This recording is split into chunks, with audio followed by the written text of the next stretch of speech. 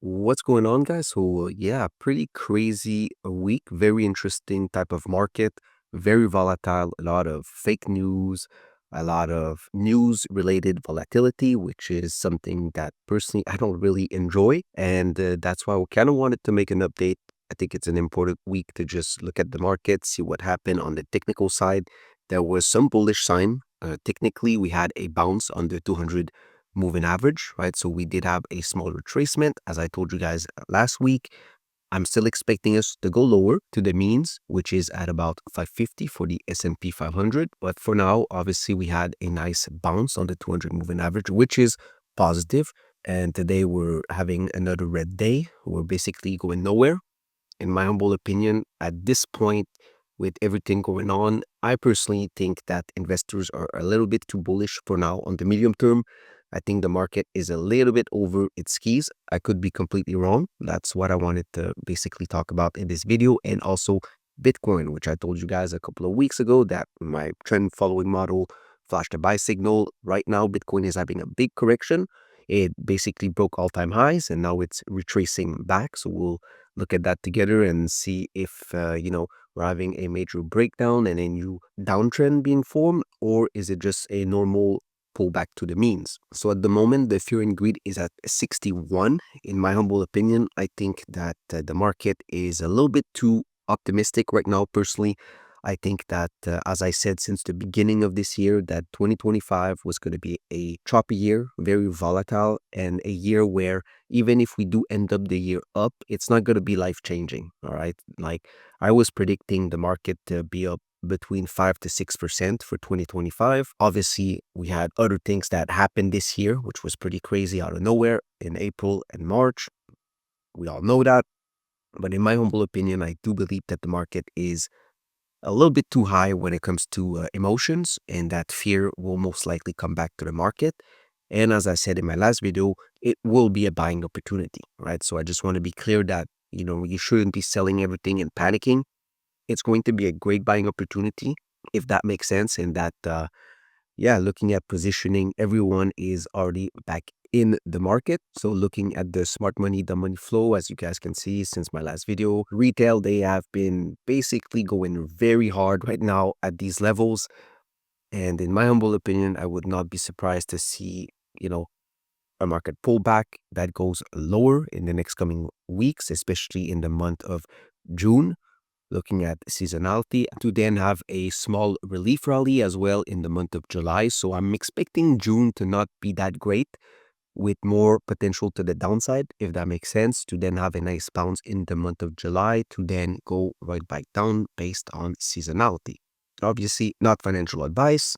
I could be wrong, but that's kind of what I'm seeing. Also, just looking at the probabilities, I'm still seeing lower at about 550 for the S&P 500 based on the fair value also of the S&P 500. Right now, we are overvalued.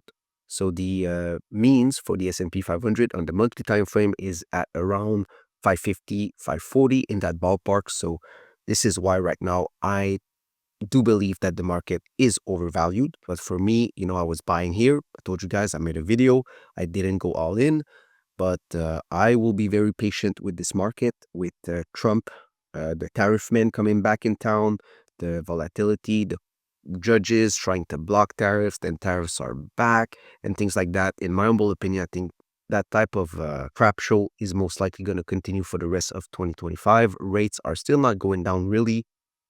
We're seeing a lot of dislocation when it comes to the carry trade of the US dollar as well. Not something I want to pay too much attention in this video, but it is something to pay attention because it does has to do with liquidity from foreign investors, which is very interesting. And as a Canadian with a lot of US dollar, I can tell you with certainty that I am feeling that right now, and I kind of understand what it means being on the other side of the boat. So because of a lot of these type of uncertainty, I personally don't believe that these uncertainty will go away until most likely the end of this year. So Q4 of 2025, I do think it's going to be a good time to add back in the market in August, September, October, in that ballpark. That is going to be a window of weakness where, in my humble opinion, if the market, as an example, went nowhere, or, we went to the means and then we just chopped around, which is what I'm hoping for. I think that would be the best outcome because afterwards, I do think that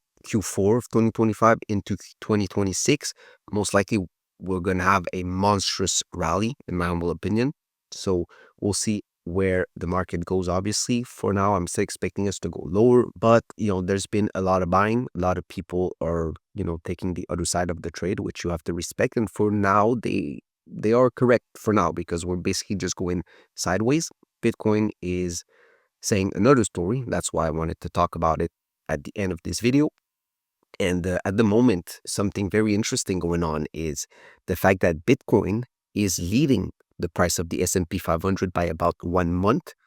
So if I add the price of Bitcoin to the chart, you can see that Bitcoin basically corrected, started going down, right, before the S&P 500, and it also started going up before the S&P 500 rallied to the upside, and we had this monstrous rip-your-face rally of about 20% to the upside from the lows of the Liberation Tariff Day. So right now, Bitcoin is basically doing the opposite. It's starting to go down. So if this correlation continues, that's telling me that the S&P 500 most likely will continue if history repeats itself. And it would coincide also with the seasonality of June being a weaker month. And then July, maybe a little bounce to the upside to then fall into that window of weakness I just mentioned a couple of minutes ago. So hopefully that makes sense. That's pretty much what I'm seeing. Long-term portfolios right now, I am 40% cash, guys. All right, so I forgot to say that at the beginning of the video. So hopefully you're still there. Right now in short-term trading accounts, I do have some bullish positions, but because I'm selling options at strikes below current prices where I am okay with being exercised because, as I said, it's going to be a buying opportunity. So it's not going to be a major crash, but it will be a great time to add into Q4 and 2026. So hopefully that time frame makes sense. That's kind of what I'm seeing, looking at liquidity, looking at seasonality, sentiment, and technicals right now. I do think that if we do not go lower before Q4 in the S&P 500 and in the price of Bitcoin, I do think that we could see a crazy Q4 for the rest of this year, basically. So hopefully that makes sense. And as I said, in long-term portfolios right now, I'm very comfortable with 40% cash with the uncertainty, the volatility, and the other thing also that's important, as I mentioned in my last video, one, listening to the Trump administration, understanding what they want, where they want you to invest your money, very important, right? And so this is why I enjoy having a lot of cash right now, because I do believe that after this year, we're really going to have a good grasp. We already do. And now we understand that they won't be able to cut the deficit. And by default, that basically means that they will have no choice but to promote GDP growth. And the only way you can do that, if you're slashing illegal immigration and you're not letting as many people enter your country, the only way you can do that then is with AI technologies like Optimus, right? What I've been telling you guys for the past year, basically, I've been telling you guys I'm extremely bullish on Tesla because of Optimus and the humanoids that are going to be coming in the US marketplace. And there's other competition like Figure AI and Aptronics and other companies. Aptronics is a company that has a partnership with Google, and Google has DeepMind, so that's why I'm long Google as well. Google will be a good buying opportunity. The next 4 years basically will be all about AI and growth, and humanoids and artificial intelligence basically will power the world. This is what they're going to do. They don't have a choice, and it's also a technological war against China, right? Because you don't want to lose that technological war against China.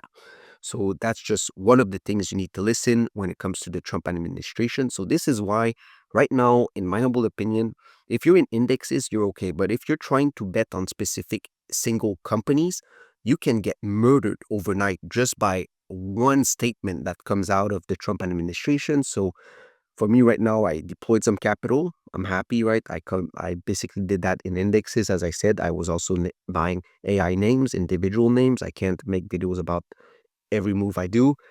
So hopefully that helps. Not financial advice, but the principles that I say in the videos are very important just to be aware of and to listen. So that's definitely one aspect to take in consideration for the rest of this year. So this is why in long-term portfolios, I'm very happy having 40% cash in that ballpark right now.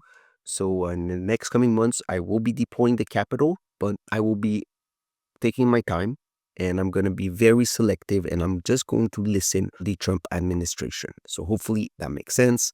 And then, of course, there's going to be specific winners. At one point, I'll make a video about that once we have a second pullback and it's a good time to enter back the market with the rest of the cash. The last point I wanted to talk about before I end this video, it's already been 12 minutes, is Bitcoin. And I wanted to show you guys the correlation, the positive correlation with the price of Bitcoin and the global liquidity, which a lot of people are talking about on Twitter. And I find it very interesting because, as I mentioned, Bitcoin seems to be leading the S&P 500 by about a month in advance. So it basically tops or bottom a month before the S&P 500. And the second thing that basically is front running all of that is global M2 supply of money.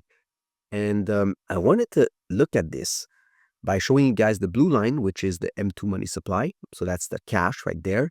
And the orange line is the price of Bitcoin. And you can see that it has a very, very high correlation. I mean, basically the blue line starts, going way higher before Bitcoin. And then eventually Bitcoin catches to that blue line.